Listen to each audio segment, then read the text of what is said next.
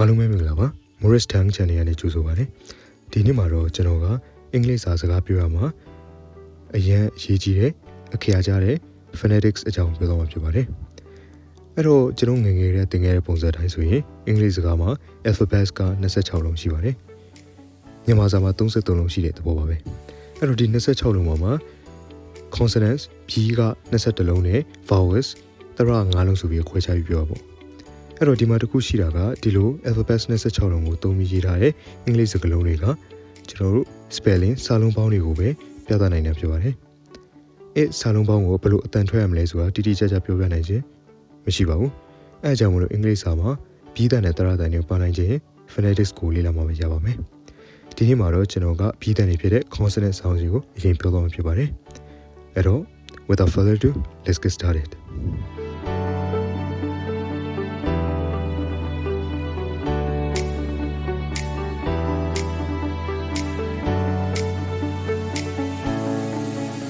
အဲ့တော့ကျွန်တော်တို့ phonetics ဘက်ကနေကြည့်မယ်ဆိုရင် consonant sounds က24တန်ရှိပါတယ်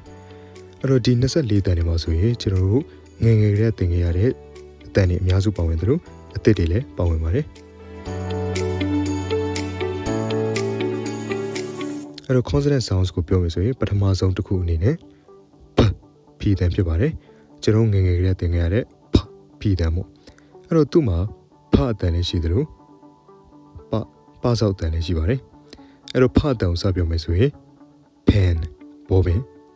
ပအတန်ပြောမယ်ဆိုရင် paper per နောက်မှာပါ per ဆိုတဲ့အတန်ဖြစ်ပါတယ်နောက်တစ်ခုကတော့ b တန်ဖြစ်ပါတယ်သူ့ဥမာပေးရမယ်ဆိုရင် boy ကောင်းလေးဖြစ်ပါတယ်နောက်တစ်ခုကတော့မအတန်ဖြစ်ပါတယ်သူ့ဥမာပေးရမယ်ဆိုရင် Mars ကျူဖြစ်ပါတယ်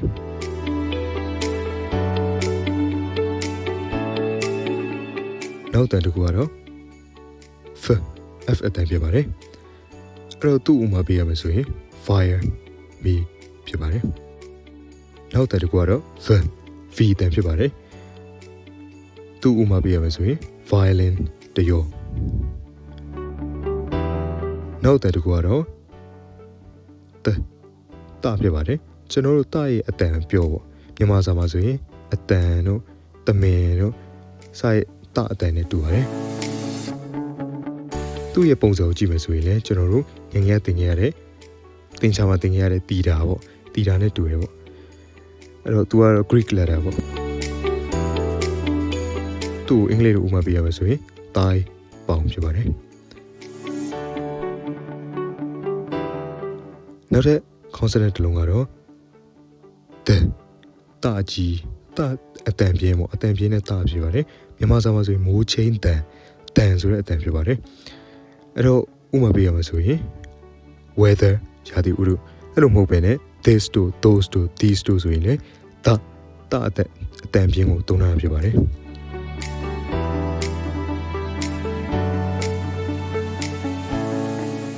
နောက်တစ်လုံးကတော့ရှာအတန်ဖြစ်ပါတယ်ကျွန်တော်တို့ဒီရဲ့စကားလုံးဥပမာပေးရမယ်ဆိုရင် shrimp ပစွန်စိတ်နောက်တဲ့အတန်နောက်တစ်ခုကတော့အတန်ဖြစ်ပါတယ်သူကတော့မြန်မာစာမှာတိုင်းရမရှိပါဘူးအဲ့တော့ video clip ကိုကြည့်မယ်ဆိုရင်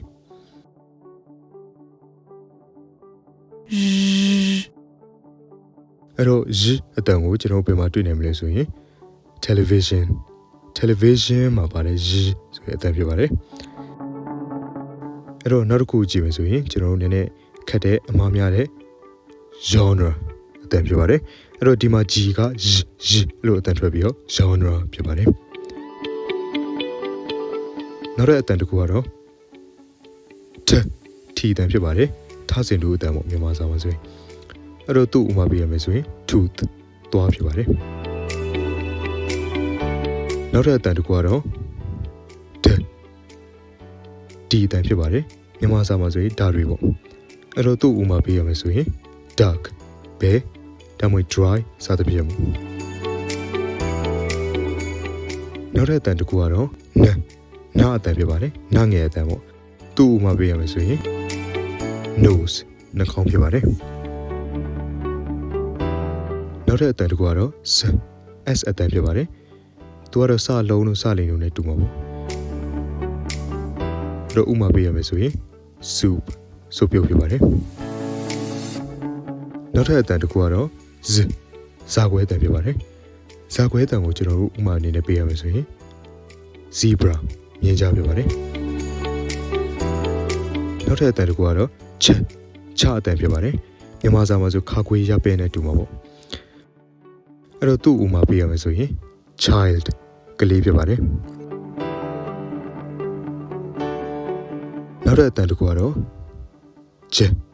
ဂျာအတန်ဖြစ်ပါတယ်မြန်မာစာမှာကငယ်ရပဲနဲ့တော့တူမှာပေါ့အဲ့တော့သူ့ဥမာပေးရမယ်ဆိုရင် Japan ဖြစ်ပါတယ်နောက်တဲ့ consonant တစ်လုံးကတော့ဝအတန်ဖြစ်ပါတယ်မြန်မာစာမှာဆိုရင်ဝါလုံးနဲ့တူမှာပေါ့သူ့ဥမာပေးရမယ်ဆိုရင် wave ဒါမှမဟုတ် water စသဖြင့်ပေါ့နောက်ထပ် consonant တစ်လုံးကတော့ခအတန်ဖြစ်ပါတယ်သူ့ဥမာပေးရမယ်ဆိုရင် king ဘုရင်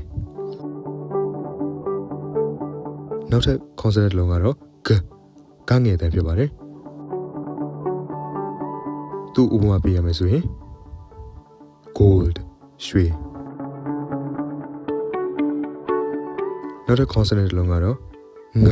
ငါအတန်ဖြစ်ပါတယ်သူကတော့ n နဲ့ g နဲ့ပေါင်းတဲ့အတန်ပေါ့မြန်မာစာမှာဆိုရင်ကျွန်တော်တို့ငွေဆောင်ပြောရင် ng နဲ့ပေါင်းတယ်လို့ပဲ ng ကငါအတန်ရှိတဲ့သဘောပေါ့အဲ့တော့သူ့ဥမာပေးရမယ်ဆိုရင် ring လက်စွပ်ဖြစ်ပါတယ်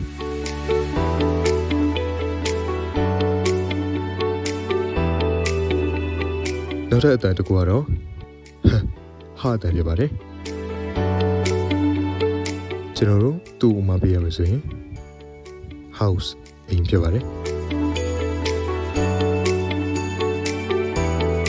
နောက်ထပ် consonant တစ်လုံးကတော့ l အတန်ဖြစ်ပါတယ်မြန်မာစာမှာဆိုရင်လာပေါ့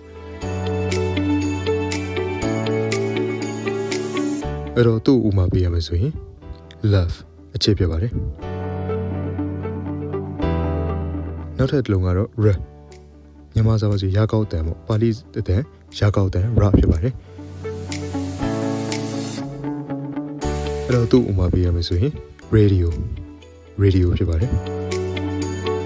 နောက်ဆုံး consonant အနေနဲ့ကျွန်တော်တို့ရပလက်အတန်ရှိပါတယ် y အတန်ပေါ့အဲ့တော့ဒီမှာတစ်ခုမှတ်ရမှာကသူက g နဲ့ပေါင်းပြီးတော့ y အတန်ထွက်တဲ့သဘောရှိပါတယ်အဲ့တော့သူ့ဥမာပေးရမယ်ဆိုရင် yoke ကျုပ်အနှစ်ဖြစ်ပါတယ်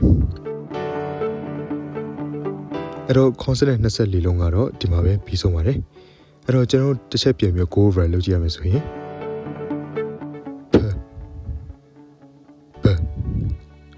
m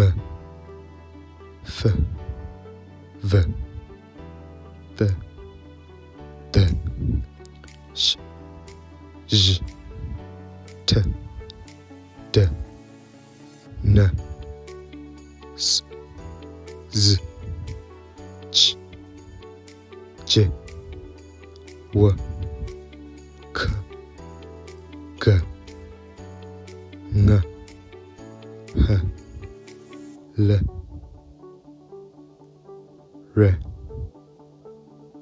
ရတို့ပဲဖြစ်ပါတယ်အဲ့တော့ဒီ24လုံးထဲမှာဆိုရင်ကျွန်တော်တို့ငငယ်ကတင်ရတဲ့မှာမပါဝင်တဲ့အသစ်တန်က9တန်ရှိပါတယ် symbols 9ခုရှိရပါဘူးအဲ့တော့ပထမဆုံးကြည့်မယ်ဆိုရင် D3 နဲ့ပေါင်းထားတဲ့ပုံစံမျိုးကိုဂျအတန်ရှိပါတယ် J တန်ပေါ့နောက်တစ်လုံးကတော့တတန်ရှတန်jတန်ငါတန်နဲ့ချတန်ဆိုပြီးတော့9တန်ဒါကတော့အသစ်တွေဖြစ်ပါတယ်အဲ့တော့ phonetics ဘက်ကနေကြည့်မယ်ဆိုရင်အင်္ဂလိပ်စာမှာ consonants က24တန်ရှိပါတယ်ဒါကတော့အကုန်ပါပဲ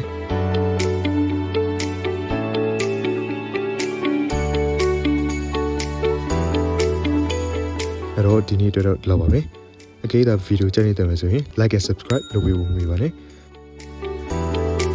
နောက်နေ့ကျရင်တော့ vowels အကြောင်းတွေပြောရင်းနဲ့ပြန်တွေ့ပါမယ် stay safe bye bye